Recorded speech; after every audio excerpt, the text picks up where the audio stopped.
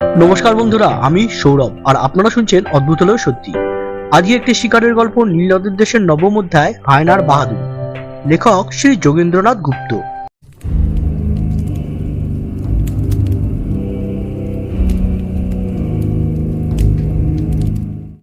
8 মাস কাল নেটালে থাকিবার পর আবার দক্ষিণ আফ্রিকার দূরতম প্রদেশে শিকার করিবার জন্য প্রস্তুত হইলাম। এইবার কি বৃত্ত, কি কাফরি অনুচর, কি গাড়ি ঘোড়া ও বলদ, সবকিছুই সংগ্রহই বেশ নিপুণতার সঙ্গে করিয়াছিলাম। বাস্টার্ড ও র্যাকখেটা নামে দুইজন ভালো হাতি শিকারী সঙ্গে লইয়াছিলাম। আমার পূর্ব অনুচরদের মধ্যে মাতাকিট, ইনিওয়ান এবং ভাঙ্গা ছিল। আমার সঙ্গে সঙ্গে এতদিন চলাফেরা করার দরুন ইহাদের প্রতি আমার বিশ্বাসও যেমন ছিল, তেমনি ইহাদের উপর আমি বহু বিষয়ই নির্ভর করিতে আরম্ভ করিয়াছিলাম। 2রা জুন 1859 আমরা বামাংওয়াটা রাজ্যে আসিলাম।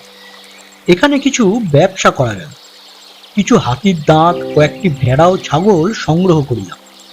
এখানে আসিয়া শুনিলাম যে এ অঞ্চলের সর্দারদের মধ্যে পরস্পরের যুদ্ধ বাঁধিবার সম্ভাবনা রইয়াছে। এজন্য এখানকার সর্দার আমাদিগকে তাড়াতাড়ি তাহার দেশ ছাড়িয়া যাইতে উপদেশ দিল।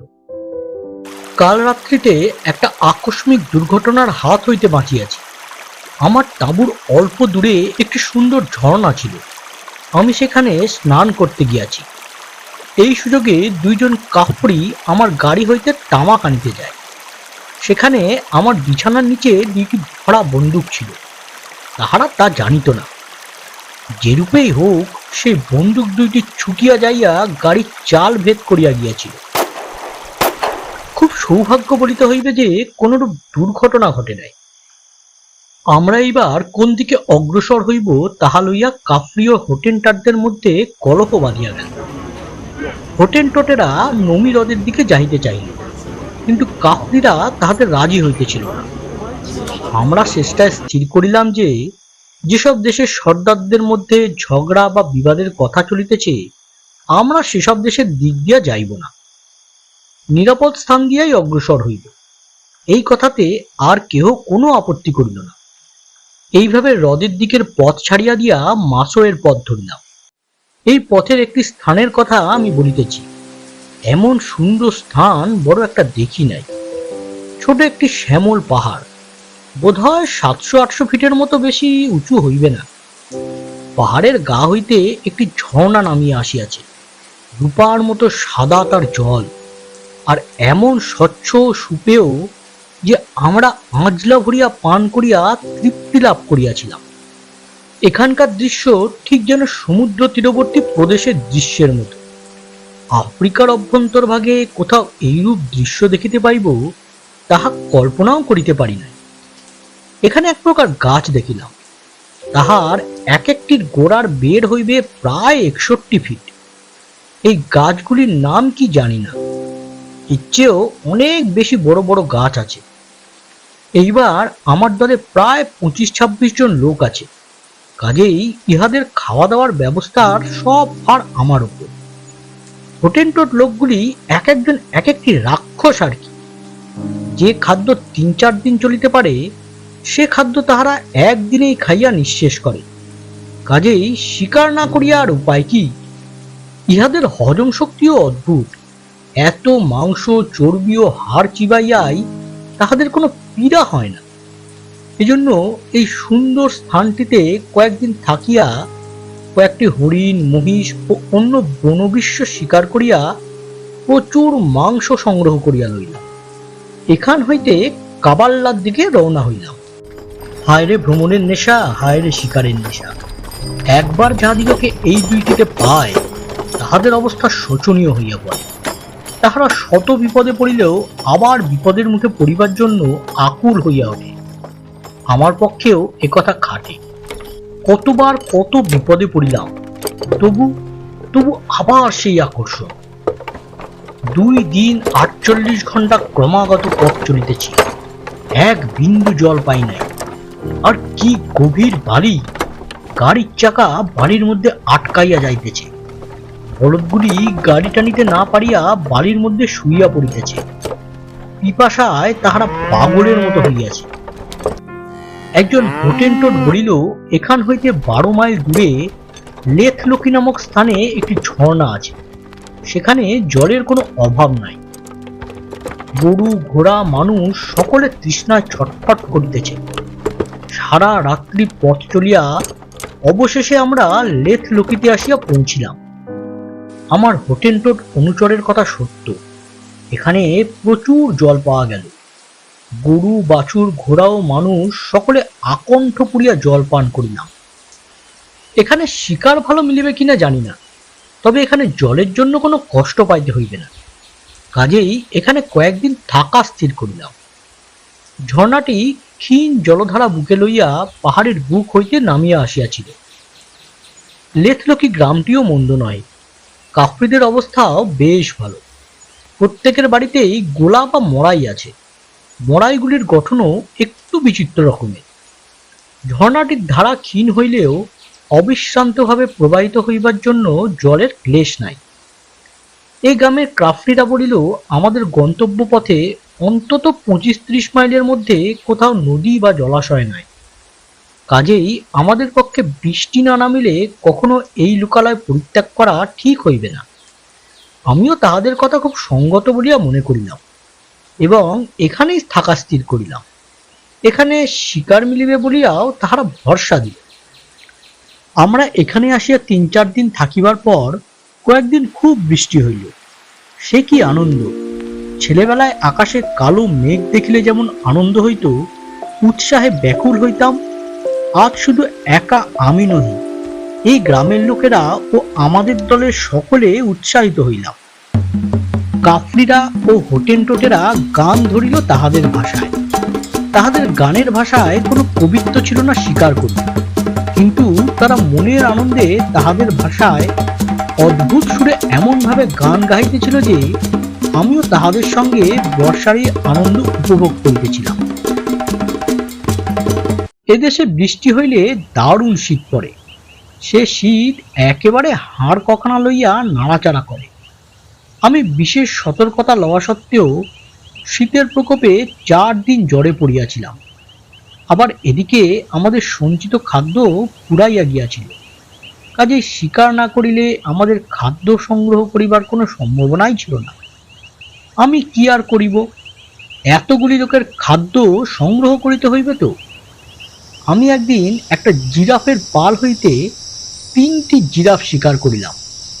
পূর্বেই বলিয়াছি যে জিরাফ শিকার করা বড় কঠিন কাজ। আমি আর কখনো জিরাফ শিকার করিব না। আমার ঘোড়াটা বেগে ছুটিতে যাইয়া আমাকে লইয়া একেবারে মাটিতে পড়িয়া গিয়াছিল। আমার ও ঘোড়ার উভয়েরই খুব গুরুতর আঘাত লাগিয়াছিল। একদিন রাত্রিতে আমার হোটেন্টট অনুচরেরা পালাইয়া গেল। কেন গেল বুঝিতে পারিলাম না। বোধ হয় খাদ্যালোভী হোটেন্টটেরা তাঁবুতে খাদ্যাভাব দেখিয়াই পালাইয়াছিল। এই বৃষ্টির জন্য এদেশের ফসল খুব ভালো হইবে বলিয়া এ অঞ্চলের কাফরিরা খুবই প্রফুল্ল হইয়াছিল। আমাদের সঙ্গে একটি অনাথা কাফরি স্ত্রীলোক জুটিয়াছিল। তাহার বাড়ি মসলিকাৎসির দেশে। বেচারি অনাহারে পথে পথে ঘুরিয়াছিল। আমাদের এই দলের সাক্ষাৎ পাইয়া সে খাইয়া বাঁচিতেছে। আমাদের বাসন মাজিয়া, জল আনিয়া, উনুন ধরাইয়া, বিছানা পরিষ্কার করিয়া নানাভাবে সে আমাদের উপকারে আসিতেছিল।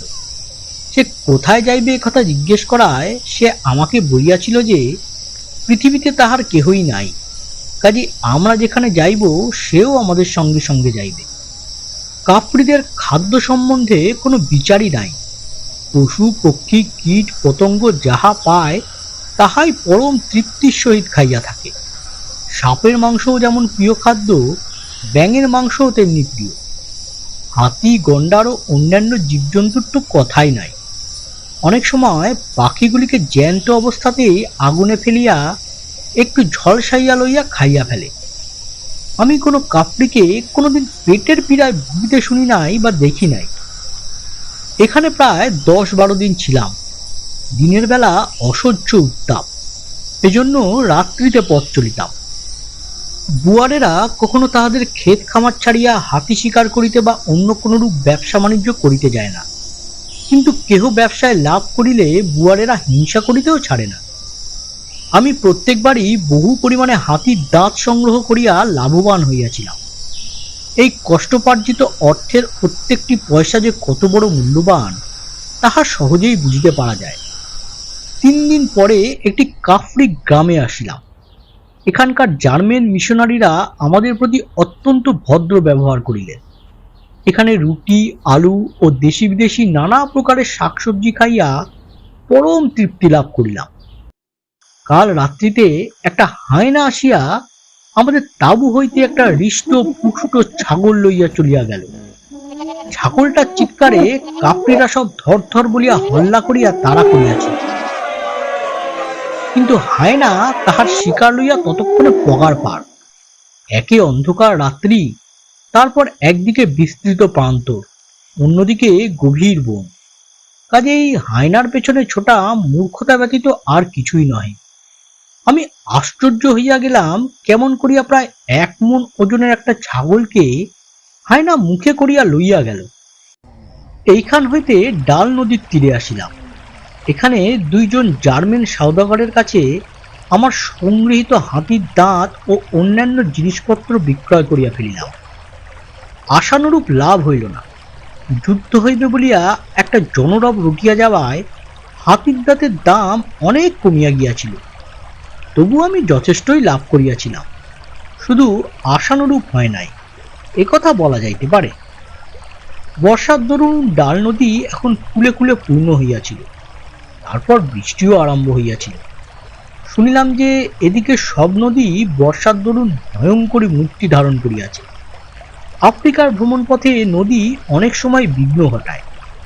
আমি তো কতবার নদী পার হইতে মরিতে মরিতে বাঁচিয়াছি।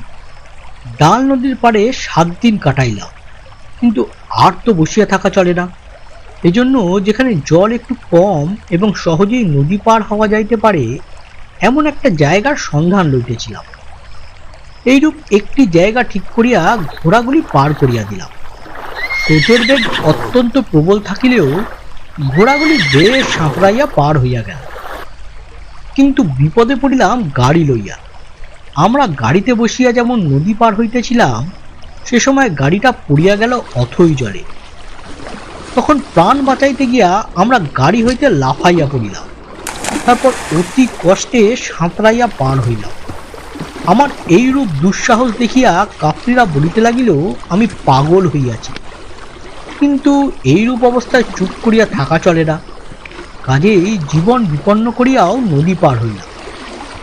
নদীর পাড়েই একটি কাফরি পল্লী ছিল। আমার সব ঘোড়াগুলি নিরাপদে সেখানে যাইয়া পৌঁছাইয়াছিল। একে একে গরুগুলি এমনকি গাড়িখানা পর্যন্ত এপারে আসিয়া পৌঁছিলে নিশ্চিন্ত হইলাম। এই গ্রামের পশ্চাতেই একটি বড় পাহাড়। পাহাড়টির নাম ভিট্টেবার্গিন। পাহাড়ের অল্প উপরে একটি বিস্তৃত সমতল ভূমির উপর আমরা তাঁবু ফেলিয়া নিশ্চিন্ত হইলাম। এই বর্ষাকালে এই স্থান পরিত্যাগ করিয়া আর কোথাও যাইব না বলিয়া দৃঢ় সংকল্প করিলাম। কেমন লাগলো বন্ধুরা আজকের এই গল্পটি? ভালো লাগলে একটি লাইক করুন আর শেয়ার করুন সকলের সাথে। আর হ্যাঁ, চ্যানেলটি সাবস্ক্রাইব করতে ভুলবেন না যেন, কারণ এইরকম গল্প নিয়ে প্রতি শনিবার ঠিক দুপুরে একটা আমি হাজির থাকছি এই চ্যানেলে। তাহলে বেল আইকনটিও টিপে দিন, তাহলে আপনাদের কাছে নোটিফিকেশন পৌঁছে যাবে। তাহলে আজকের মতো নমস্কার।